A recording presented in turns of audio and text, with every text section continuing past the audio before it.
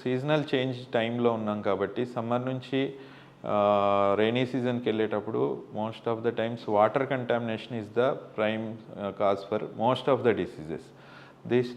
ఈ టైంలో అందరూ వాటర్ని చాలా జాగ్రత్తగా తీసుకోవాలి. ఎక్కడ పడితే అక్కడ తీసుకోవటం అంత మంచిది కాదు. ప్యూరిఫైడ్ వాటరే తీసుకోవాలి. If chances are less for purified means at least boil చేసి చల్లార్చి తాగటం మంచిది. ఒకసారి కానీ ఏమైనా ఇన్ఫెక్షన్ వచ్చి లూజ్ మోషన్ స్టార్ట్ అయితే మాత్రం మనం జాగ్రత్తగా ఇంటి దగ్గర ఉండి తీసుకోవాల్సిన జాగ్రత్తలు ఒకటి, కంటిన్యూస్గా ఎన్నిసార్లు మోషన్స్ అయితే అన్నిసార్లు 150 to 200 ml ఆఫ్ ఓఆర్ఎస్ కానీ, లేదంటే కొబ్బరి నీళ్ళు కానీ, లేదంటే సగ్గుబియ్యం జావ కానీ తీసుకుంటూ రోజుకి 3 లీటర్స్ వాటర్ మళ్ళీ ఎక్స్ట్రా తీసుకోవాలి. ప్లస్ ఫుడ్ కూడా ఇంట్లో ఫుడ్డే తీసుకోవాలి, బాయిల్డ్ ఫుడ్డే తీసుకోవాలి.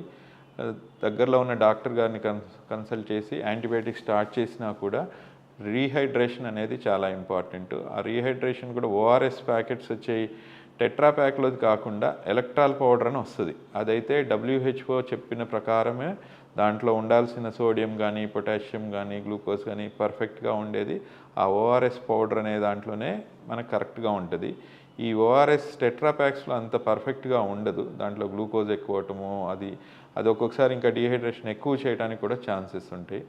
So most of the times loose మోషన్స్కి, ఈ సీజనల్ టైంలో వచ్చే మోషన్స్కి అయితే ఇంటికాడ మనం చేయగలిగేది ఎన్నిసార్లు మోషన్స్ అయితే అన్నిసార్లు 150 to 200 ml Electral or plain water with సగ్గుబియ్యం జావ కానీ, కొబ్బరి నీళ్ళు కానీ, ఫ్రూట్స్ కానీ తీసుకుని ఫుల్ బెడ్ రెస్ట్ తీసుకుని బయట ఫుడ్స్ తినకుండా జాగ్రత్తగా ఉండటమే మనకి శ్రేయస్కరం.